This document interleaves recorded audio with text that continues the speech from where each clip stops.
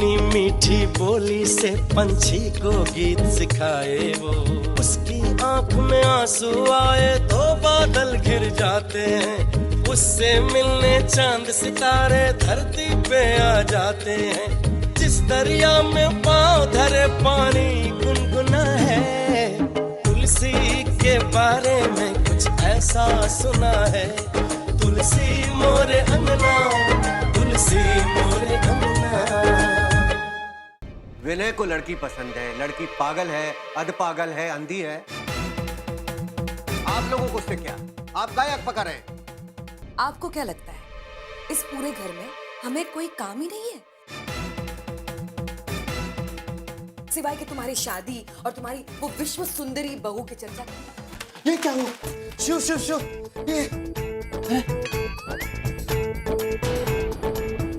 ये तो वही लड़की है जो नदी किनारे रस्सी से मुझे गिराई थी।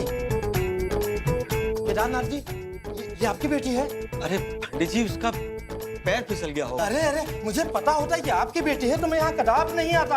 ये विवाह नहीं हो सकता बाबा। नहीं पंडित जी, आपको कोई गलतफहमी हुई है। अरे तुलसी तो घर से बाहर ही नहीं निकलती। अरे क्या बात कर रहे हैं आप लोग? अभी मेरी उम्र इतनी नहीं हो गई है, मेरी नजरें धोखा खा जाए। पूछे ऐसे कि 2-3 छोटे बच्चों के साथ ये नदी किनारे थी कि नहीं, पता नहीं क्यों मेरे पीछे पड़ी है। उस दिन मुझे गिराया था, आज मेरा पंचांग भिगो दिया। पूछे पूछिए जी।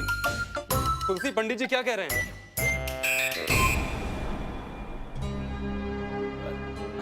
तुलसी, मैं तुम्ही से कह रहा हूँ, जवाब दो। अरे ये क्या बोलेगी? मौनम स्वीकार लक्षणम। हाँ केदारनाथ जी, अभी विवाह की बात आगे नहीं बढ़ सकती।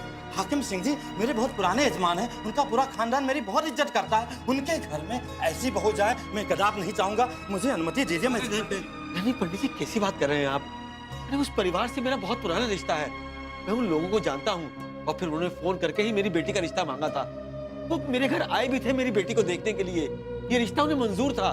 अगर ये सच है तो ये लड़की बोल क्यों नहीं रही है? केदारनाथ जी, इससे यही प्रमाणित होता है कि यही है वो दुष्ट लड़की जिसे अपने किए पर पश्चाताप हो रहा है और इसीलिए सिर झुकाए खड़ी है। अरे देखिए देखिए कैसे कैसे आंखें चमका रही, देखिए। पंडित जी कहाँ है? सीधी खड़ी है। तो क्या मैं झूठ बोल रहा हूँ? मेरी आंखें बार बार धोखा खा सकती है। क्या बात कर रहे हैं आप लोग? अरे ये देखो फिर से आंखें दिखा रही, देखो। तुलसी तुम जाओ और ये ट्रे और पानी भी ले जाओ। पंडित जी, अभी तो आप इसकी कुंडली की इतनी प्रशंसा कर रहे थे। अरे अब क्या हुआ पंडित जी? अरे मेरे पैर में कुछ चुभा है। अरे हाँ भाई, प्रशंसा कर रहा था, लेकिन मुझे लगता है मुझसे कोई गलती हो गई इसकी कुंडली देखने में। मैं दोबारा देखता हूँ, ठीक है? हाँ, निश्चित ही लड़के के केंद्र में कुछ वक्री होकर राहु केतु बैठे हैं, उसी से इसे उटपटांग हरकतें करवा। पंडित जी अब क्या होगा? शिव शिव शिव, लड़के वालों का फोन है। ओम नमः शिवाय भैया जी। हाँ पहुँच गया पंडित जी? जी हाँ पहुंच गया, वहीं बैठा हूँ। और कुंडली मिल गई? जी कुंडली तो मिल गई है, लेकिन बात कुछ और है। और बात? कैसी बात? जी वो मैं आपसे मिलके बताऊंगा। क्यों? आप भी उस बेवकूफ लड़के के चक्कर में आ गए क्या? अरे आपको कैसे पता भैया? उसका मंगल भारी है और राहु और केतु के बीच में बकरी होकर अष्टमेश होकर के बुध बैठे हुए हैं। फिर भी आपने उससे कुंडली मिला दी? अजीब पंडित हैं आप। अरे भाई, उसने मेरी पत्नी के ऊपर प्लास्टिक का नकली सांप छोड़ दिया था, कहीं आपके ऊपर उसने असली सांप तो नहीं छोड़ दिया? ओम नमः शिवाय। हाँ हाँ जी भैया। क्या कहे थे अजीत बाबू पंडित जी? जी ऐसे ही। अरे पंडित जी रुकिए तो, भोजन करते जाइए तो पाप लगेगा। भोजन के चक्कर में हमें प्राणों की बलि नहीं देनी है, जो कुछ देना होगा भिजवा दें।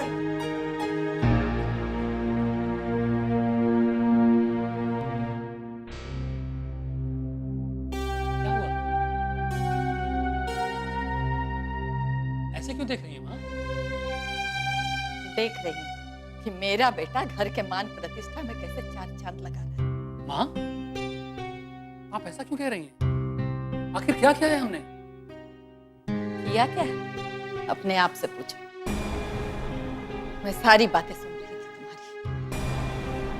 केदार भाई के यहाँ रिश्ता तय होगा, ये हम तय करेंगे कि पंडित जी? हाँ, आप भी ना, हम तो बस ऐसे ही मजाक कर रहे थे। ये कैसा मजाक है अजीत? कि यहाँ से पंडित जी को भेजा जा रहा है कुंडली मिला के मुहूर्त निकलवाने के लिए।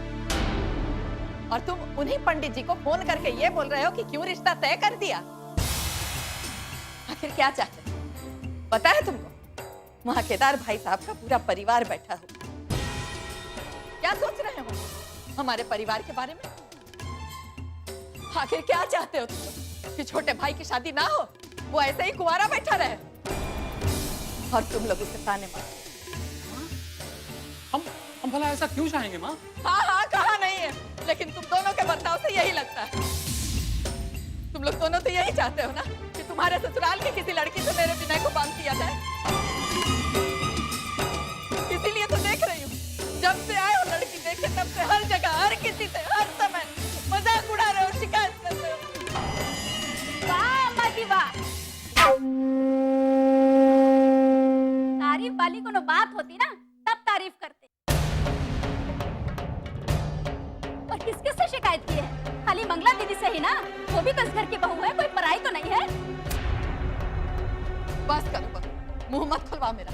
मैं भी समझती हूँ कि अपना कौन है और पराया कौन। आपको जो कहना है साफ साफ कहिए। इस घर में अपना पराया का खेल तुमने शुरू किया, नहीं तो कौन ऐसी बहू होगी जो डोली से उतरते ही ये जताने लगे कि ये मेरे मायके का सामान है, मेरे कमरे में रहे। तो इसमें बुराई क्या है? मेरे मायके के सामान पे तो मेरा हक बनता है ना। हाँ हाँ हक बनता है, लेकिन जहाँ सम्मिलित परिवार होता है वहाँ तेरा और मेरा नहीं किया जाता है। हक नहीं जमाया जाता है, हक की बात वहाँ नहीं होती है। जहाँ एक साथ मिल के लोग रहते हैं वहाँ सबके बारे में सोचना पड़ता है। माँ हो गया ना, अब बस भी कीजिए। इन बेकार की बातों से क्या मिलेगा? हाँ हाँ, आज माँ की बात तो बेकार ही लगेगी, लेकिन यहाँ लोग एक घर में एक साथ रहते हुए अपना और पराया की बात करते हैं तो वो बेकार की बात नहीं। अरे गलती इसकी नहीं, गलती तुम्हारी है। ये तो आई है पराये घर से, लेकिन तुम तो इसी घर में पले बढ़े ना। इन्हीं दीवारों को पकड़ के चलना सीखे हो, फिर कैसे भूल गए अजीत इन घर के संस्कारों को, रीति रिवाज को, मान मर्यादा को? हाँ हाँ आ रही है ना आपकी लाडली बहू। फिर देखते हैं वो इस घर के मान मर्यादा में कितना चांद लगाती है, कितना ख्याल रखती है अपनी मर्यादा का। अब चुप भी रहो, चलो यहाँ से। बेकार बात पढ़ाने से कोई फायदा नहीं।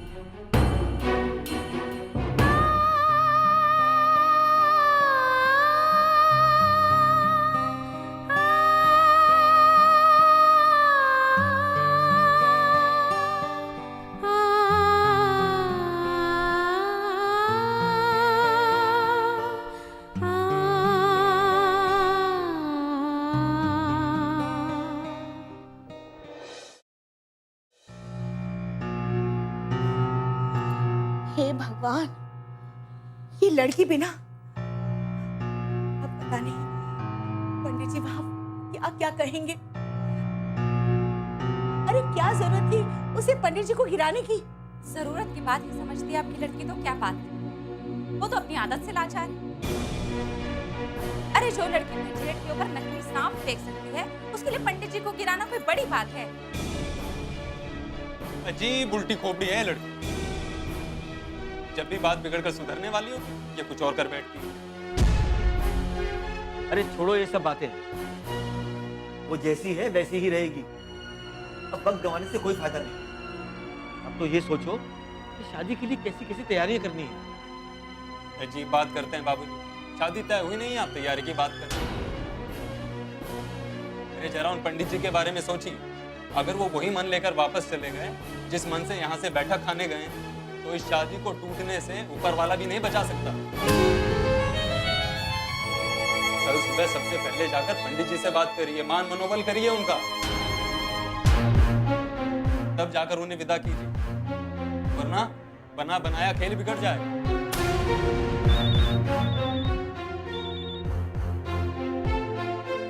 सुमित्रा भाभी का है, क्या बात करूं मैं उससे?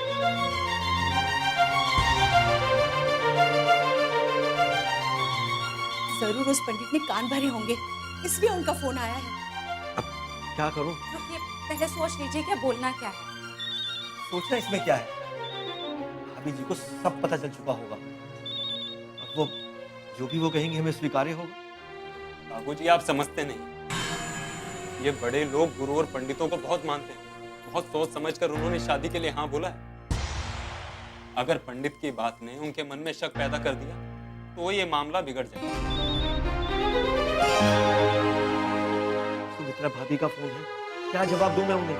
उठाइए और बात कीजिए।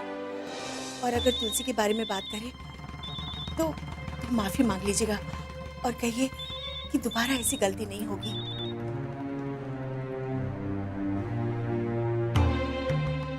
नमस्ते भाभी जी। नमस्ते भाई साहब। क्या बात है भाई साहब, बिटिया के ब्याह की तैयारी में इतने व्यस्त हो गए कि फोन उठाने की फुर्सत नहीं है। नहीं नहीं, तो बस आपसे माफी। माफी तो हमें आप लोगों से मांगना चाहिए भाई साहब। माफी? और आप? अगर पंडित जी ने वहाँ कुछ उल्टा सीधा कह दिया हो तो हम लोगों को माफ कर दीजिएगा। जी वो भाई साहब, ब्याह हमारे बच्चों का है, हमें तय करना है ना। ये बीच में पंडित जी बोलने वाले कौन होते हैं? लेकिन भाई साहब, याद से एक काम कर लीजिएगा, कल सुबह उनके निकलने के पहले ब्याह का मुहूर्त निकलवा लीजिएगा। ये तो आपका बड़प्पन है भाभी जी, वरना तुलसी ने जो हरकत करी है पंडित जी के साथ में, वो तो वाकई बहुत शर्मिंदगी उठानी पड़ी हमें। अब जाने दीजिए भाई साहब, इधर उधर का ख्याल मन से निकाल दीजिए। बस अगर बिटिया को चाय नाश्ता खाना ये सब बनाना सिखवा देंगे तो अच्छा होगा। आप चिंता मत कीजिए भाभी जी, हम आपकी बातों पर आज से ही अमल शुरू कर देते हैं। ठीक है भाई साहब, रखती हूँ फिर। अच्छा रखते भाभी, नमस्ते। हम ना कहते थे कि हमारी बेटी बहुत भाग्यशाली है। ऐसी सास कहाँ मिलेगी जो सब कुछ जानते हुए भी उल्टा हमसे माफी मांग रही है। हाँ माँ जी, अगर आपकी बिटिया ने वहाँ जाके भी ऐसे ही बचपना दिखाया ना तो सबसे ज्यादा दुखी आपकी बेटी की सास ही होगी। सुना ही नहीं, अभी क्या कह रही थी वो? कह रही थी तुलसी को रसोई का काम सिखाओ, खाना बनाना, चाय बनाना, सब कुछ सिखाओ। अजी हम तो कह कह के थक गए, लेकिन ये लड़की मानती ही नहीं। कंचन, तुम आज से ही तुलसी को अपने साथ बैठो। कच्चा पक्का जैसा भी बनाए बनाए, बहुत हो गया बचपन।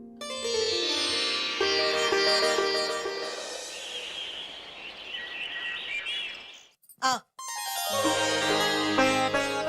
बैठ इधर, बैठ और भाभी से खाना पकाना सीख। नहीं माँ, मुझे खेलने जाना है, वो लोग हमारा इंतजार कर रहे होंगे। कहीं नहीं जाना तुझे।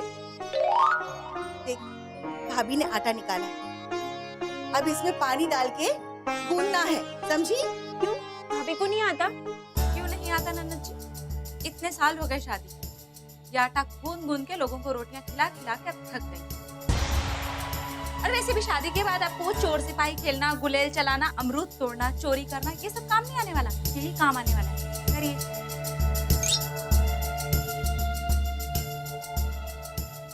ये ले पानी, अब इस पानी को आटे में डालना है और आटे को गूंदना है। जब आटा थोड़ा गीला हो जाए तो थोड़ा और आटा मिलाना है और जब आटा कड़ा हो जाए तो थोड़ा पानी मिलाना है, समझी? चलिए माँ जी, इनको करने दीजिए। अरे माँ, आप कहाँ जा रहे हो? यही रुको ना, थोड़ा थोड़ा बताना ना। नहीं, यहाँ कोई नहीं रुकेगा, आपको जैसे करना है, जैसे गूंदना है, करिए। हाँ तुलसी बेटा, तेरे बाबूजी ने कहा है कि सारा काम तुझे खुद करना है, तुझे ही सीखना है। चल बाबू।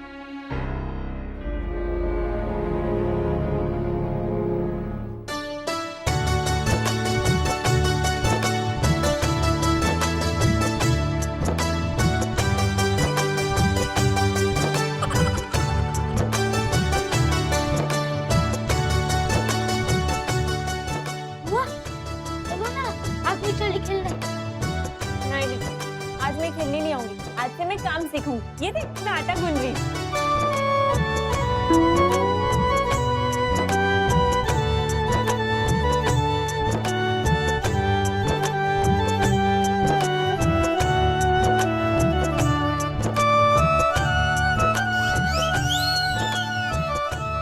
वाह, ये क्या कर दिया?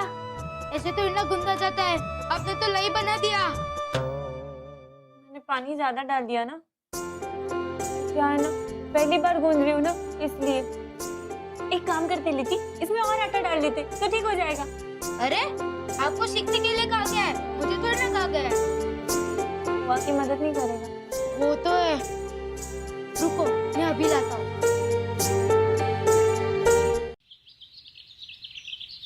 तुलसी की माँ, अगले महीने ही शुभ मुहूर्त है, वरना पूरा साल इंतजार करना पड़ता। शादी जल्द से जल्द निपट जाए वही अच्छा है जी। मैं तो कहती हूँ अगले महीने की तैयारी कर लीजिए, साल के अंत तक कौन इंतजार करेगा। पंडित जी गए या नहीं? अब बेटा वो तो चले गए, पर शादी का दिन तय कर गए हैं।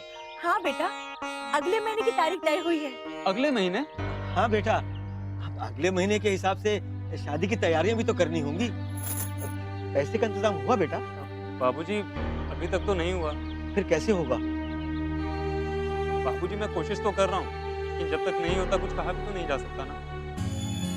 अरे हम तो कहते हैं अगर पैसे की इतनी दिक्कत है तो क्यों नहीं अगले साल वाली तारीख तय कर देते। नहीं नहीं बहू, ऐसा मत सोचो। बेटा कैसे भी हो, पैसे का इंतजाम तो करना ही पड़ेगा ना। अब बाबूजी मैंने रघुनाथ चाचा से बात की है उधार के लिए। उनके पास पैसे तो नहीं है, लेकिन वो ब्याज पे दिलवाने की बात कर रहे थे। उसके पास पैसों की क्या कमी है? वो नहीं करना चाहे तो बात अलग है। अरे अगर उसको पैसा सूद पर ही देना है तो फिर मुझे उसकी क्या जरूरत है? अगर पैसा सूद पर ही लेना है तो क्या मैंने सूदखोरों का दरवाजा नहीं देखा? मेरा छोटा भाई जरूर है, लेकिन मैं उसको अच्छी तरीके से जानता हूं। अरे उसकी नीयत साफ नहीं है। जो आदमी मेरी बेटी की शादी अपनी उम्र से भी ज्यादा उम्र के आदमी के साथ करने की सोच सकता है, वो भला हमारे साथ क्या खड़ा होगा? रहने दीजिए। तो फिर आप ही बताइए बाबूजी, कहाँ से कैसे क्या किया जाए? जितना हम लोग कर रहे हैं उतना तो हम करेंगे ही, पर इसके लिए भी तो पैसे चाहिए।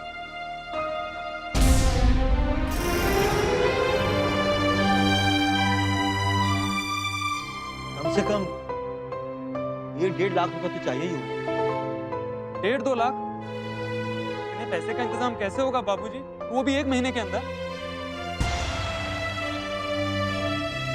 हमको तो यहाँ से कोई गहना जेवर भी नहीं चढ़ा, नहीं तो हम उसे ही बेच देते। नहीं बहू, ऐसा मत सोचो। अब शादी ब्याह के लिए कोई गहना बेचता है क्या? क्यों नहीं माँ जी, गहना जेवर होता किस लिए है? अब बेचा ना जाए, कम से कम गिरवी तो रख के पैसे उठाए जा सकते हैं। हमें तो लगता है कि तारीख आगे बढ़वाने के अलावा और कोई चारा नहीं है। अगर आप चाहें तो हम सुमित्रा देवी जी से जाकर प्रार्थना कर सकते हैं। हमारी भी यही सलाह है, तारीख आगे बढ़ा दीजिए, फिर पैसे का इंतजाम करते हैं। नहीं, तारीख बिल्कुल नहीं बढ़ेगी, शादी अगले महीने ही होगी।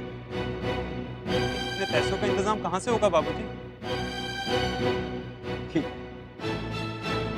मैं अपनी पुश्तैनी जमीन बेच दूंगा। अरे उसको बेच के मैं अपनी लड़की की शादी करूंगा। आखिर एक ही तो लड़की है हमारी।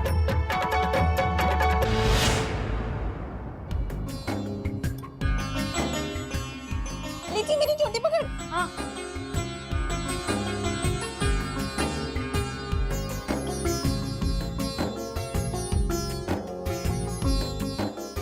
अरे तो बहुत कड़ा हो गया, पानी भी खत्म हो गया।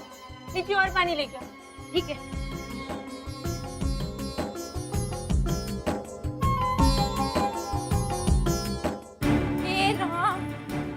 क्या कर दिया? सारा आटा बर्बाद कर दिया। हे भगवान, क्या किया तूने? अब अकल आएगी तुझे? सारा आटा बर्बाद कर दिया। वो मैं क्या करती माँ, आटा कड़ा हो जाता था तो पानी डाल दिया, फिर गीला हो गया तो आटा डाल दिया, फिर कड़ा हो गया, फिर हमने कहा था ना माँ जी, ये कुछ नहीं करेंगे, सिर्फ बर्बादी करेंगे। देखिए कितना सारा आटा बर्बाद कर दिया। वाह, लो पानी ले आया। लो बुआ, इधर अरे नहीं हो रहा था तो पूछना चाहिए था ना। हाँ इसीलिए तो भेजा था लिट्टी को पानी लाने। देखो इतना आटा बर्बाद हो गया। अरे माँ बर्बाद कहाँ हुआ, मैं इसकी रोटियां बना दूंगी। कैसे बनाएगी? ऐसे ऐसे। ऐसे ऐसे? अरे पहले आटा तो अच्छे से गूंद। माँ इसीलिए तो भेजा था लिट्टी को पानी लाने। चाहे कुछ भी हो जाए, हम इससे तो तुलसी मैया की भेंट नहीं चढ़ने देंगे। सीखी है ना से, लेकिन अब हम और आटा बर्बाद नहीं होने देंगे। लीजिए, ले बेलन और चकला दे। हाँ। ले बना रोटी, मेरे सामने बना। नहीं आप जाओ, मैं बना लूँ। अरे मैं तेरी मदद करती हूँ ना, बना। नहीं मुझे मदद नहीं चाहिए, मैंने तो आटा लगा दूंगी। अच्छा ठीक है जाती हूँ। हे भगवान, न जाने कैसे बनेंगी आज रोटियां। देखो माँ, ये क्या है? ये है मेरे सपनों का घर। जब मैं डिजाइनर बनूंगा ना तो ऐसे ही घर बनाऊंगा। ये देखो, ये है बड़े भैया का कमरा और ये है मंझले भैया का कमरा और यहाँ नीचे हमारा पूजा घर और यहाँ एक बड़ा सा आंगन हो और यहाँ ऊपर सबसे ऊपर मेरा कमरा होगा। लेकिन ऊपर के कमरे में तो तुम और तुम्हारी बहू रहेंगे, तो मैं कहाँ रहूंगी? मेरे कमरे के सामने वाला कमरा तुम्हारा होगा। लेकिन मेरा संदूक और बक्सा कहाँ रहेगा? तो माँ ये बक्सा संदूक कब तक धोती रहोगी? तो कपड़े और गहने कहाँ रखूंगी? अरे माँ, तुम्हारे कमरे में एक अलमारी लगा दूंगा मैं, जिसमें अपने कपड़े, संदूक, जेवर सब वहीं रखना। तब कमरा एकदम साफ सुथरा सुंदर लगेगा। औकात में रहे।